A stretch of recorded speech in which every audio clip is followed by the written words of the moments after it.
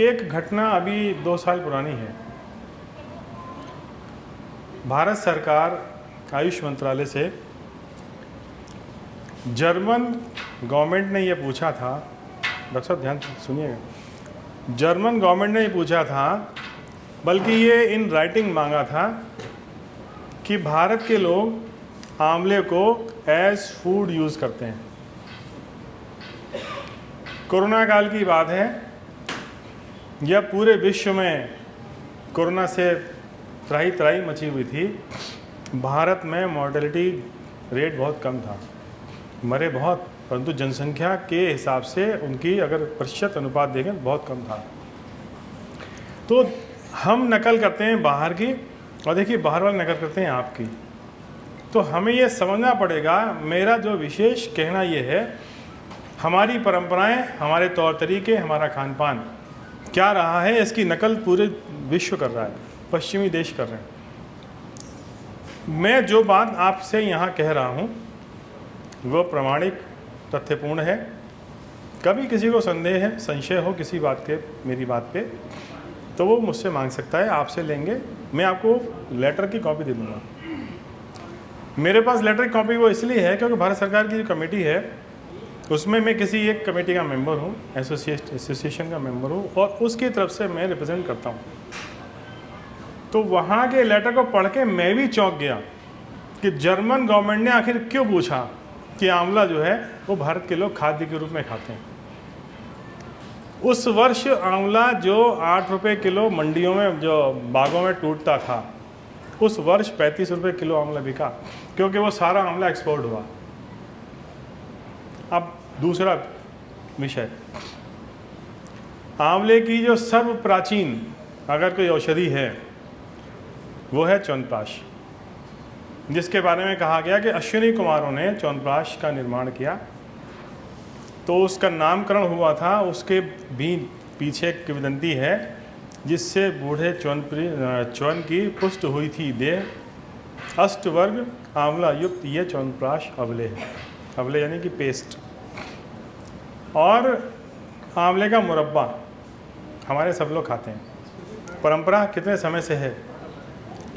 तो मैं जो कहना चाह रहा हूँ आपसे, आंवले के गुण के बारे में कहना चाह रहा हूँ कि आंवला कितना महत्वपूर्ण है। ये हज़ारों वर्ष पहले च्यवनप्राश के रूप में आपको दिया गया। हज़ारों वर्षों से हमारे देश में इसकी चटनी के रूप में इसको खाते हैं, या चूर्ण खाते हैं, या मुरब्बा तो हर घर में लगभग जानकारी में है कि ये फ़ायदा करता है। वो पारंपरिक ज्ञान जो हमें पीढ़ी दर पीढ़ी आया, कहीं ना कहीं कुछ लोगों ने स्वार्थवश उस हमारे ज्ञान को कमज़ोर किया, हमने धीरे धीरे उसको छोड़ दिया। तो मैंने जो पहला उदाहरण दिया आपके, जर्मन गवर्नमेंट ने ये मांगा क्योंकि उनको अपने देश में ये कहना था कि ये देश भारत से जो आंवला आ रहा है इसको जन जन को खाना है, क्योंकि इसको भारतीय लोग खाते हैं खाने की तरह और बीमार कम पड़ते हैं। आंवला एकमात्र ऐसी औषधि है जो श्रेष्ठ फलों में श्रेष्ठ माना गया है आयुर्वेद की दृष्टि से। लोग कहते हैं जैसे कि उसकी जो अगर कि आयुर्वेद में होता क्या है कि बहुत सारी चीज़ों को एक साथ छोटे स्वरूप में दिखाया जाता है, यानी कि उसकी गूढ़ता को बहुत सहजतम करके बताया जाता है कि भाई खाओ इसको ठीक रहेगा। मॉडर्न साइंस कहती है कि इसमें क्या चीज़ है ऐसी जो इफ़ेक्टिव है, तो उसमें कहेंगे एस्कॉर्बिक एसिड इसके अंदर है, विटामिन सी है, ये रोगों से लड़ता है, आपको ठीक करता है।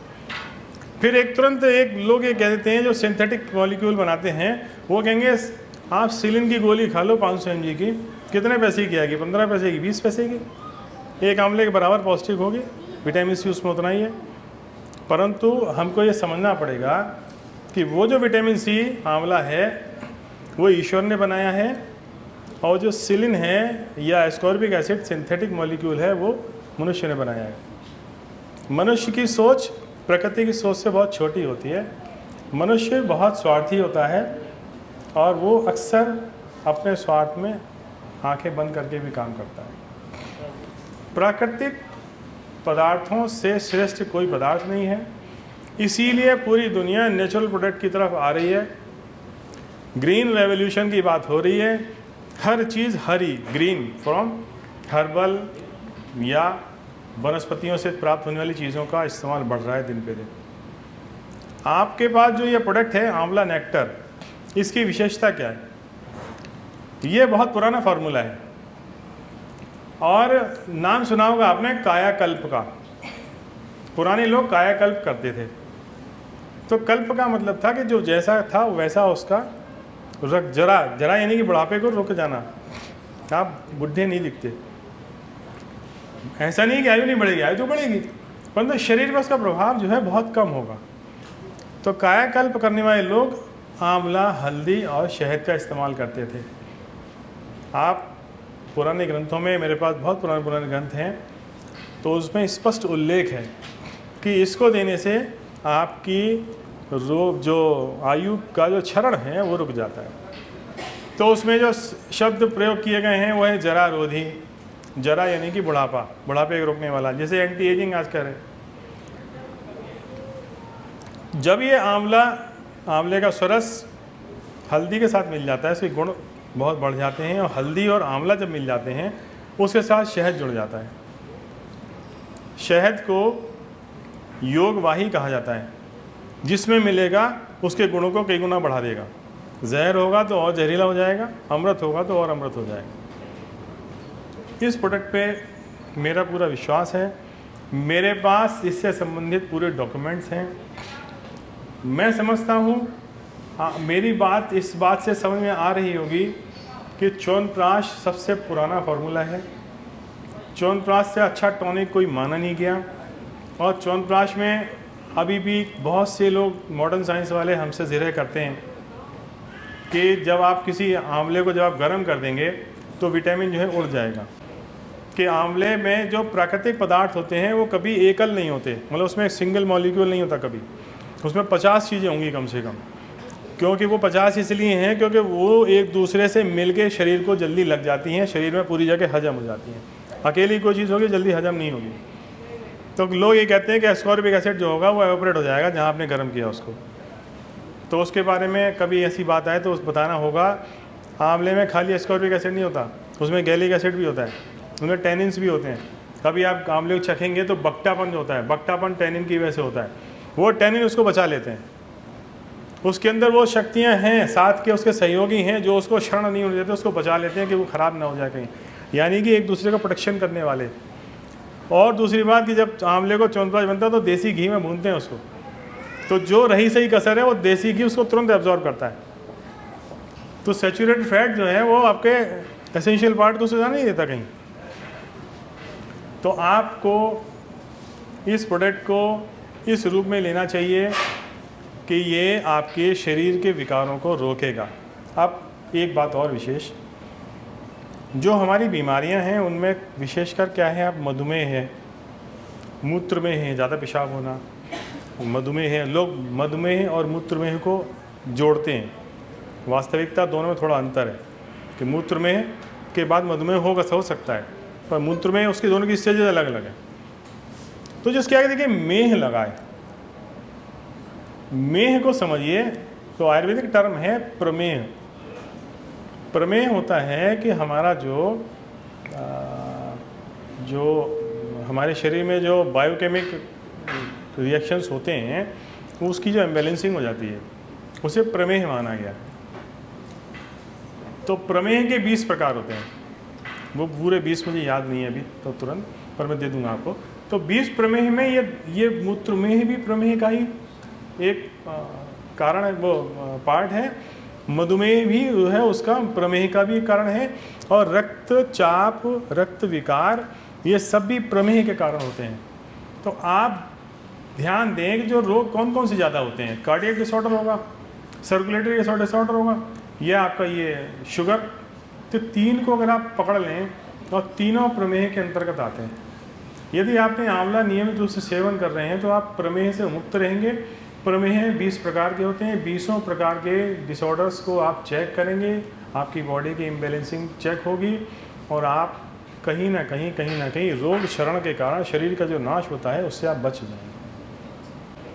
कि आंवले में जो प्राकृतिक पदार्थ होते हैं वो कभी एकल नहीं होते, मतलब उसमें सिंगल मॉलिक्यूल नहीं होता कभी, उसमें 50 चीज़ें होंगी कम से कम। क्योंकि वो 50 इसलिए हैं क्योंकि वो एक दूसरे से मिलके शरीर को जल्दी लग जाती हैं, शरीर में पूरी जगह हजम हो जाती हैं। अकेली कोई चीज़ होगी जल्दी हजम नहीं होगी। तो लोग ये कहते हैं कि एस्कॉर्बिक एसिड जो होगा वो एवोपरेट हो जाएगा जहाँ आपने गर्म किया उसको। तो उसके बारे में कभी ऐसी बात आए तो उस बताना होगा, आंवले में खाली एस्कॉर्बिक एसिड नहीं होता, उसमें गैलिक एसिड भी होता है, उसमें टैनिन्स भी होते हैं। कभी आप आंवले को चखेंगे तो बकटापन जो होता है, बकटापन टैनिन की वजह से होता है, वो टैनिन उसको बचा लेते हैं। उसके अंदर वो शक्तियाँ हैं साथ के उसके सहयोगी हैं जो उसको क्षरण नहीं होने देते, उसको बचा लेते हैं कि वो ख़राब ना हो जाए कहीं, यानी कि एक दूसरे का प्रोटेक्शन करने वाले। और दूसरी बात कि जब आंवले को च्यवनप्राश बनता है तो देसी घी में भूनते हैं उसको, तो जो रही सही कसर है वो देसी घी उसको तुरंत एब्जॉर्ब करता है। तो सैचुरेटेड फैट जो है वो आपके एसेंशियल पार्ट को सुझा नहीं देता कहीं। तो आपको इस प्रोडक्ट को इस रूप में लेना चाहिए कि ये आपके शरीर के विकारों को रोकेगा। अब एक बात और विशेष, जो हमारी बीमारियां हैं उनमें विशेषकर क्या है, आप मधुमेह है, मूत्र में है, ज़्यादा पेशाब होना, मधुमेह है। लोग मधुमेह और मूत्रमेह को जोड़ते हैं, वास्तविकता दोनों में थोड़ा अंतर है कि मूत्रमेह के बाद मधुमेह हो सकता है, पर मूत्रमेह उसकी दोनों की स्टेजेस अलग अलग है। तो जिसके आगे देखिए मेह लगाए, मेह को समझिए तो आयुर्वेदिक टर्म है प्रमेह। प्रमेह होता है कि हमारा जो हमारे शरीर में जो बायोकेमिक रिएक्शंस होते हैं उसकी जो इम्बैलेंसिंग हो जाती है, उसे प्रमेह माना गया। तो प्रमेह के 20 प्रकार होते हैं, वो पूरे 20 मुझे याद नहीं है अभी तो तुरंत, पर मैं दे दूंगा आपको। तो 20 प्रमेह में ये मूत्रमेह भी प्रमेह का ही एक कारण है, वो पार्ट है। मधुमेह भी है उसका प्रमेह का भी कारण है, और रक्तचाप, रक्त विकार, ये सब भी प्रमेह के कारण होते हैं। तो आप ध्यान दें कि जो रोग कौन कौन से ज़्यादा होते हैं, कार्डियक डिसऑर्डर होगा, सर्कुलेटरी डिसऑर्डर होगा, या आपका ये शुगर। तो 3 को अगर आप पकड़ लें और तीनों प्रमेह के अंतर्गत आते हैं। यदि आपने आंवला नियमित रूप से सेवन कर रहे हैं तो आप प्रमेह से मुक्त रहेंगे। प्रमेह 20 प्रकार के होते हैं, 20 प्रकार के डिसऑर्डर्स को आप चेक करेंगे, आपकी बॉडी की इम्बैलेंसिंग चेक होगी, और आप कहीं ना कहीं रोग क्षरण के कारण शरीर का जो नाश होता है उससे आप बच जाएंगे। मैं समझता हूँ मेरी बात शायद पूर्ण हो रही होगी। इसमें जो महिलाओं के रोग होते हैं जिन्हें लिकोरिया कहते हैं आदि इत्यादि, तो उसमें 2 चीज़ों की डिफिशियंसी होती है, कैल्शियम की और आयरन की। ये दोनों डिफिशियंसी से भी हमारा लिकोरिया हो जाता है। तो आंवले में कैल्शियम भी होता है और आंवले में आयरन भी होता है। आंवला पूरी तरह से एक प्रकार से यूँ मान के चलिए कि ये इसको तो छोड़ना ही नहीं है, पकड़ के रखना है किसी ना किसी रूप में, चाहे वो ताज़ा मिले चाहे वो किसी प्रोडक्ट के रूप में मिले। और आंवला बालों के लिए बहुत लाभकारी है। आंवला आपने देखा होगा महिलाएं इसको कढ़ाई में भिगो के शीकाकाई के साथ मिला के बालों में लगाती भी हैं, और ये परंपरा आज की नहीं है, शायद मेरी दादी भी लगाती होंगी और उनकी दादी भी लगाती होंगी। तो ये प्रोडक्ट ऐसा है जो सिर से लेके और पैर के नाखून तक काम करता है। हमारे ब्लड का देखिए रोल उसमें आ गया, हमारे खून को ठीक रखेगा। खून ठीक होने का मतलब है कि हमारा सारा शरीर ठीक रहने वाला है।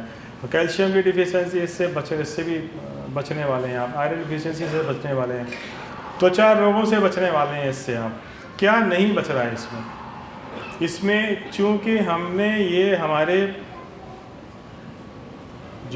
पूर्वज रहे, उन्होंने सीमित चीज़ों को हमारे आसपास कर दिया।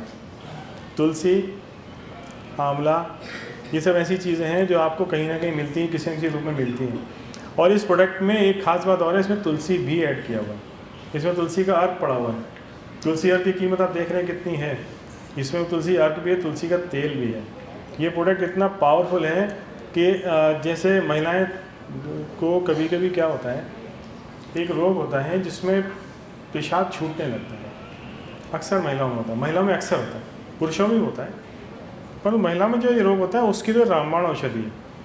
कि जिसका मेरे एक रिलेटिव थे, उनको इतनी स्थिति खराब थी कि उनको अचानक प्रेशर होता तो कार के पीछे जाके उनको करना पड़ता था। ये शर्म की बात लगती थी उनको अपने आप में।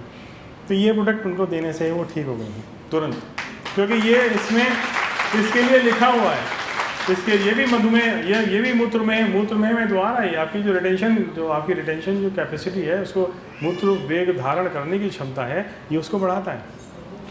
तो अनेक प्रकार से उपयोगी है ये, अनेक प्रकार से उपयोगी है। बल्कि मैं तो कहूँगा कि मैंने फिर अपनी बात दोहराता हूँ कि पैर के नाखून से लेकर सिर के बाल तक ये काम करता है। और जरा का मतलब है बुढ़ापा, बुढ़ापा का मतलब है हमारे शरीर के अंग जो दिख रहे हैं और जो शरीर के अंदर दबे हुए हैं, इन सब को पुष्ट करता है, उन सब को कमज़ोर पड़ने से रोकता है। मैं समझता हूँ इसको थोड़ा सा गंभीरता से, संवेदनशीलता से सोचा जाए। हमारे शरीर को जो हमें आवरण दिख रहा है वो उसको पुष्ट करता है, और जो हमारे अंदर के जो ऑर्गन्स हैं उनको भी, जिनसे पूरी शरीर की व्यवस्था चल रही है, उनको दुरुस्त करता है। यकृत को बलवान बनाता है, आंवला यकृत को बलवान बनाता है। यकृत से बड़ी कोई ग्रंथि नहीं शरीर की, उससे बड़ा कोई सिस्टम नहीं है हमारा।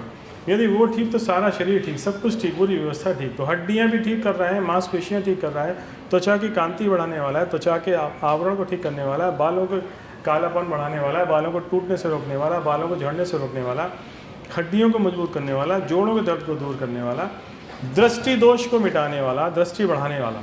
आप देखिए कभी गाँव उसकी डिटेल पढ़ें, दृष्टि को इम्प्रूव कर देता है। आपकी विज़न, बच्चों के जो चश्मे चढ़ रहे हैं उसको इम्प्रूव करने वाला है।